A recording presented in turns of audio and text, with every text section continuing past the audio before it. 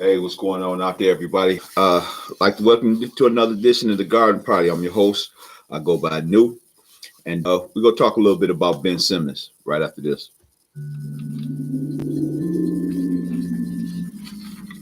You have reached area code 313.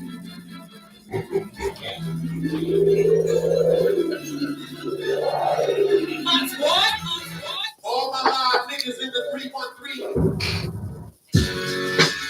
Hey, what's going on out there? Again, I'm your host of this is a No Fan TV, No Fan, no groupieslappy. I'm your host. I go by New. Just a simple N-E-W, N-E-W nickname that kind of stuck with me, growing up. One of my day ones bestowed it upon me. But nonetheless, man, we're gonna talk a little bit about Ben Simmons, man. We're gonna talk a little bit about Ben Simmons and this recent, not long ago, I stumbled across the article. It was an ESPN. Oh, let me read. Speaking of while I'm speaking of articles, let me hit this disclaimer real quick, so we make sure we don't have any problems. No fan sports podcast is providing this podcast as a public service, but it's neither a legal interpretation nor a statement of No Fan Sports podcast policy. Reference to any specific product or entity does not constitute an endorsement or recommendation by No Fan Sports Podcast. The views expressed by the guests are their own, and the appearance on the program does not imply an endorsement of them or any entity they represent. Views and opinions expressed by myself are those of my own, not necessarily reflect the view of No Fan Sports Podcast or any of its officials. And also, we'll do a fair use act disclaimer because we go touch on this Ben Simmons thing, and while we touching on it, comes across a couple interesting articles, that I came across, which, really caught my eye. Nonetheless, copyright disclaimer under Section 107 Copyright Act of 1976, allowance is made for fair use purposes such as criticism, comment, news reporting, scholarship, research. Fair use is permitted by the copyright statute that might otherwise be infringing. Non-private, educational, or personal use tips the balance in favor of fair use. Okay, so we got that out the way. Yeah, I came across, a man, Ben Simmons, and I'm gonna be the first to tell you right now. Oh my goodness, I had this young man's back.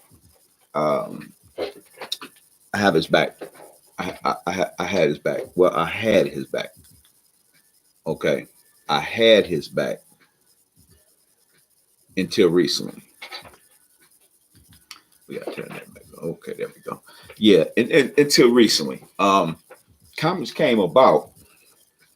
If you read the title, by the way, make sure you check out the DMs over there where you can reach, Instagram, all that good stuff. Hit the like, subscribe buttons, all that, so you get the, little notification when I go live, different things like this. Check out our sponsor. We got a new sponsor, Sexy Black Entertainment. Go over, check her out over on IG, sexyblackentertainment.com. Pull it up. Interesting online magazine. Young lady's a beautiful cook. She's not only beautiful, but she's basically it's about that food. You know what I'm saying? She gets it in. Nonetheless, but like I was saying, so I'm with Ben Simmons. I think the guy has the potential to be not better than, but mentioned in the same breath as Magic Johnson. And the reason why I say this, naturally, one, because they're similar in stature. But the other thing is, though,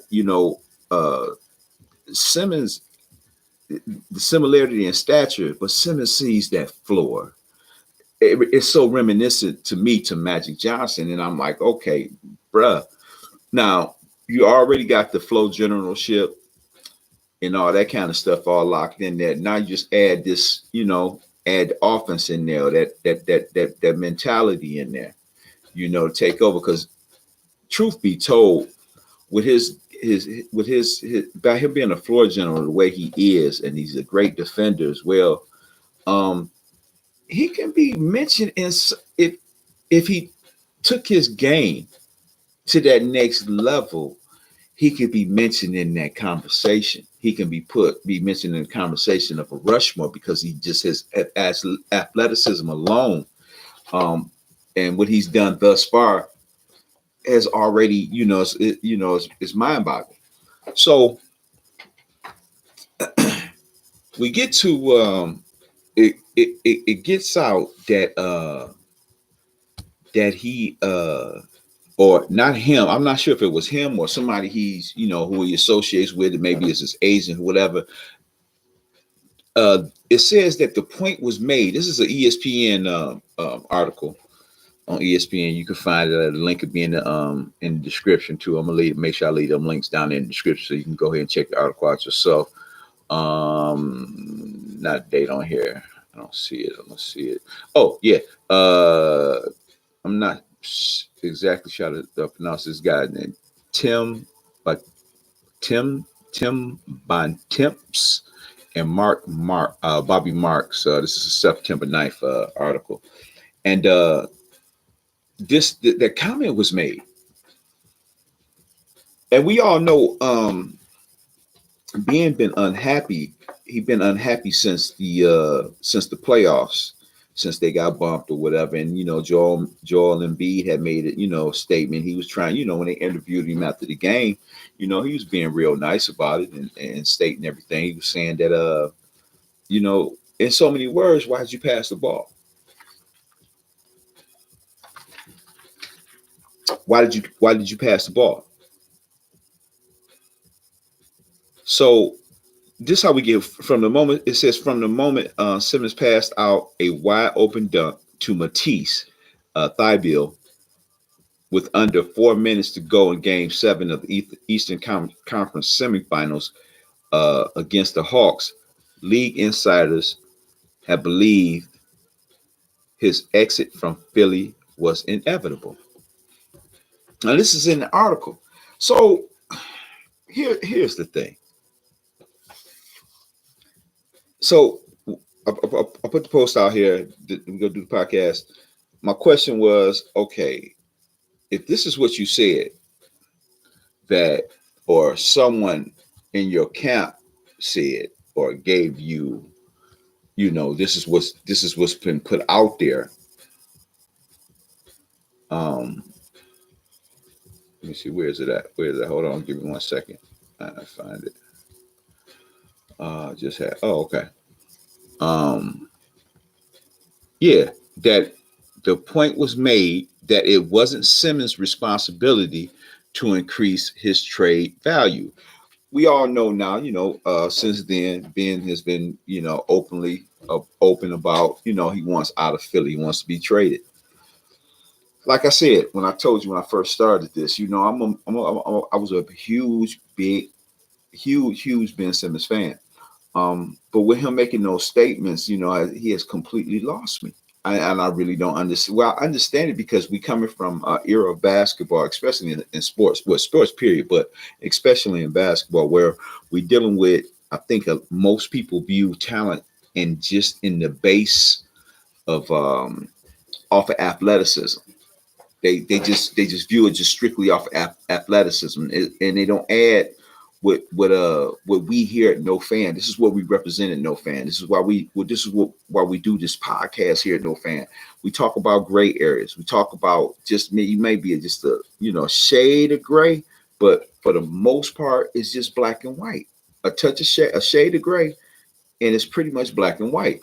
We're not in love with, though like I said, I clearly stated that I'm a Ben Simmons fan, but he lost me here, and like I said, again, at No Fan, we like to talk about the stuff that people don't like to talk about, the stuff that you can't put on a stat sheet. We respect the metrics, the analytics, the stats. We respect all that stuff, but we like to talk about and focus on the things that you can't put on a stat sheet. And this is the reason why I think we here, especially dealing with Ben Simmons. It's clear that he has athletic abilities, a freak of nature, another 6'10" guy, about 250, about 260 pounds. Clearly a dominant basketball player without with not really a strong scoring mentality, and he dominates. He still has the ability to dominate. But this recent playoffs, you pass a ball and you right up under the rim for a dunk. And the theory is, or the thought is, everybody's like he's just afraid to go to the free throw line because he hadn't been hitting his free throws. He suck at the free throw line. So now, let me backtrack a little bit. And again, make sure you go check out our sponsor, man. It's Sexy Black Entertainment. Go check out over there on IG, sexyblackentertainment.com, and check it out. Young lady, beautiful young lady, beautiful cook too. Oh my goodness, that's what it's really about. It's about that food. But like, who's giving you this advice to make that statement that you don't need to? It's not your job to upgrade your trade value. You played basketball somewhere, may even played in an AAU setting. You went to college for a season. You played there. All of those things are up in your value as far as your job qualities. What your qualifications for your job. That's up in your value. Now, whether you knew that or not, someone should have informed you that, that's why I'm saying who's giving him his advice. So no matter what type of job you have, not just a professional athlete, but just period, when you go to school to get an education, to further your education, to get knowledge, that's to up your value, to make yourself presentable. If you're not self-employed and you going out, applying for jobs, you're making yourself valuable to that corporation or that operation that you're trying to apply for. So when you or your account make statements like this, it just seems ridiculous. Okay. But and I really don't, what they say, you don't want to talk about a man's bag. I really don't want, I really, I don't do this to really crash on bags and really, bring such down. But I okay, go ahead. Who's giving you advice? So apparently he's Rich Paul is his agent. Rich Paul got, naturally that's LeBron James. That's just one of his partners that he come up with. They created some great businesses together, and this really ain't about Rich Paul per se, but apparently in his camp, that's where he at, and that may be where that advice came from. Because Rich Paul has been out there. That he right now, currently they got a lawsuit, for what I understand, with Norland's Noel. Again, this is another ESPN article. He's suing he's suing Rich Paul and Clutch Sports, for 58 million, loss of potential salary. Okay, and that's Brian Windhorst article too. Make sure you go check it out again. That's another one. I'll leave the link in the description so you can go down and check it out. But long story short, I guess he and Paul, when you check out the article, he and Paul and them met up somewhere. He was at the, location, and apparently, however it came. Eventually, Noel went and he terminated his account with, his old agent. He started running around with Rich Paul. Rich Paul and them picked him up. During that time, I think he was playing, in Dallas or whatever it is they say. And he was doing okay. They offered him a contract. I think the contract was for. Let's go in here and look at this, because we got the contract that they offered him, because this is the important part about it. This is why he represented Paul. Paul represented him from 2017 to 2020. Okay.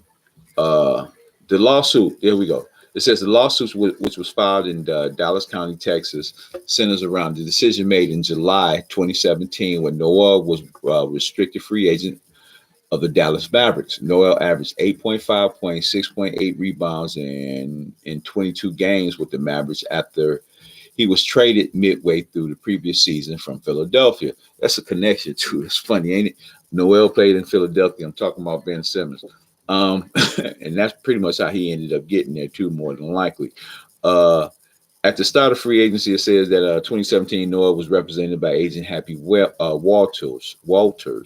Now, Noel claims in the lawsuit he was offered a 4-year, $70 million deal by the Mavericks, a number that was reported by several news outlets that summer. During the free agent process, Noel said he fired Walters, hired Paul after they met at a Ben Simmons birthday party in Los Angeles. Okay.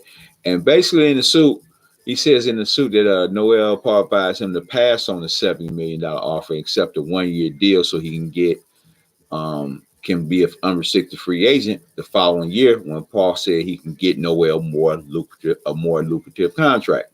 Okay. Anyway, that ended up being, it went sour. He ended up signing a 1-year deal with, I forget, Oklahoma City, such. Now, again, like I said, this is not about Rich Paul, because I'm not really, I'm not gonna shit on Rich Paul about what he's trying to do or what he's doing. He's been doing pretty good. He out there hanging out with some young lady. I don't know who she is, and everybody keep making a deal about it or whatever. But nonetheless, um, I I don't necessarily have too many problems with Rich Paul per se in this particular situation. But my thing with Noel will be, you got to understand your value, know your worth. So what I'm saying is, if the Mavericks was fool's gold enough to offer you the 70 million, you should have took the 70 million, because you haven't actually lived up to your notoriety or whatever coming out of college. You was one of them Kentucky kids or one and doneer. And basically you just been journeyman and bouncing around the league, such. So in this particular case, suing Rich Paul and Clutch Sports or whatever, I feel you look upset because you didn't get that bread, but your play hasn't necessarily. That was like just. I wouldn't even consider that mismanagement or a bad advice on that. So you got to kind of know yourself too when you're dealing with these things, and that brings me up to Ben Simmons too. See, you want to trade out of Philly because of what you're not doing. You have all the athletic ability in the world to be one of the best that ever done it. But it's other aspects about the game and about sports. Like I said, this is what we talk about at No Fan. We talk about the other side. We don't just get all the oohs and ahs because of your size and and your athletic gifts. It's another side of the game. It's a mental side of the game that's so important. And I said, and what by me mentioning mental, look at where we at right now. Mentally, you pass up on a dunk, easy opportunity, and you pass when it made no sense, because mentally you're afraid to go to that strike. You don't have that killer in you, not killer. You don't have that killer in you. So you upset with maybe some teammates, and I've seen since that Embiid kind of downplayed. They've been kind of hyping this up or whatever, but he didn't since downplayed it, or whether it was true or not. Hey, whatever. But at the end of the day, this is on you. This on you, bruh. You can't pass this to nobody else. This is what you've been doing all your life. You're a facilitator, and I see that. That's why I'm looking at you like I say, like, okay, man, this guy reminded me of Magic Johnson somewhat. I can see you, say even if y'all played in at the same time, use as backup. I can see you when you came off and when showtime at the Forum and running the court. Man, come on, man, y'all gotta go look at that Lakers Celtics, uh, Lakers Celtics, uh, 30 for 30. But and I could see Ben Simmons. That's what you do. But the difference between what separates Magic from Ben Simmons, because you even got more athletic ability than Magic per se, and but what separates y'all is the mentality. It's the mentality. It's the mentality that separates the two. We talking about Magic Johnson, who took over for the Chief, took over for Kareem when he went down, played 5 positions on the floor, championship, won a world championship without their best player on the team. I think that was his rookie season or something crazy, a year in, 2 years in, whatever. But that's a mentality. And when you dealing with mentalities, See, you can't, that don't, it's no stat on the sheet for that. It ain't no box for that to check. You know, I'm like West Indian Archie when I do this, man. I do this with no pen, no paper. You know, what they say over the sixth sense, I have the ability to see the hearts of men. This is what I feel. Okay. So when I'm looking at this guy, I'm like, okay, well, what you need, you got to go see the wizard. And you got to go see the wizard. You got to go see the wizard, you know. Right now you acting like the Tin Man. You ain't got no heart. It take heart to do that.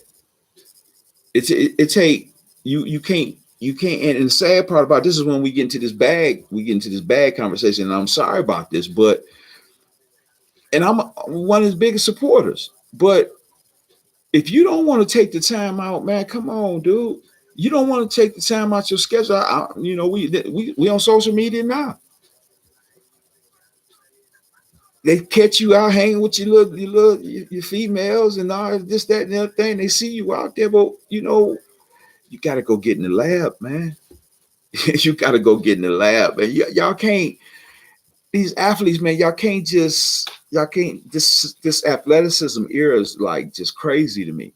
Go get in the lab, dude. You got money. What's that young man? Pistons just drafted him. I think it was Garza or whatever, young man out of Iowa. He was down 26 pounds already. Before you know, when the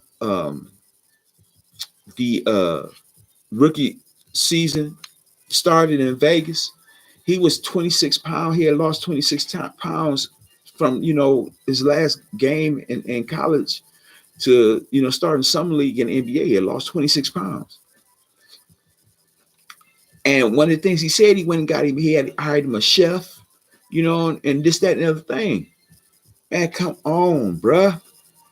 You ain't got to cook no meals. You don't have to cook no meals. You don't have no children that I know of. All you gotta do is play basketball and hang out with your dames, or hang and do celebrity stuff. But you got to work on your craft, man. You can't demand trades and not want to work on your craft, or get upset with everybody because they mad because you passed up on the open dunk because your confidence is not there. You don't have that killer in you. So it's not your job to, you know, up your trade value. I'm trying to figure out how you go get traded. You got the bag, the Philly bag. You got that Philly bag, but I mean, can we get the craft together? And before leading up to that, we hit the next phase of this. I'm gonna throw Jason Kidd out there, and I gotta throw Jason Kidd out there because 5 more inches. That's basically you, Magic, and everybody else. You know, LeBron, Jason Kidd, hell of a facilitator, general, one of the greatest floor generals you ever watch play the game. But you know, one of Jason Kidd's problems when he came out of college, man, the guy couldn't shoot. Man, he couldn't shoot his way out of a wet paper bag with a 50 cal Desert Eagle loaded.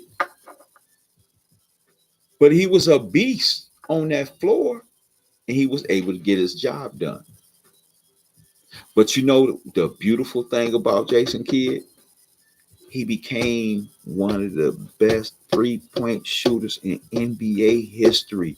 And right now, Ben Simmons, you play in a era where everybody shoot that ball. Big fellas got to shoot it out there. Jason Kidd I think he's still in the top 10 NBA 3-point shooters made of all time. This is coming from a player who could not shoot that outside shot. Got to go work on your craft, man. Got to go work on your craft. I would love for this to get to you. Let's make this viral. Let's make this podcast viral. Get it to him. You can be upset if you want. We can sit down. I would debate anybody. I don't care who it is. I debate you. Have no problems with that. You know, you with all your computer, whatever, we can debate about it. You know what I'm saying? I'm no fan here. I don't mince my words. I stand by what I say. So if this was to get to my man, just, you know, we sit down and talk about this, but you still got to go work on your craft. You can't demand or be upset with everybody else, and all you got to do is go work on your craft.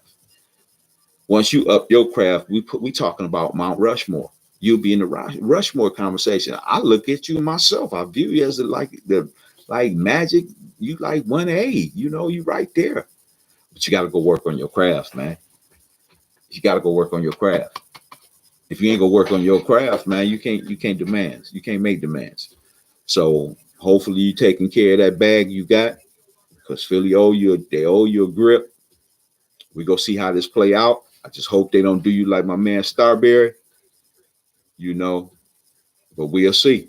Okay. Again, I'm your host, man. I go by New, just a simple NEW. Make sure you come check us out. Hit the like, subscribe, all that button. Make sure you hit some comments, man. I would love to hear your feedback. Had no problems. We can, you know, check out all the DMs. Make sure you follow us. And oh yeah, make sure you go check out our new sponsor, man. Sexy Black Entertainment. Go check out over on the IG, man. Really about cooking though. It really is. Fun ladies, a wonderful cook. I'll holler at y'all later, man. And RIP to my man Q.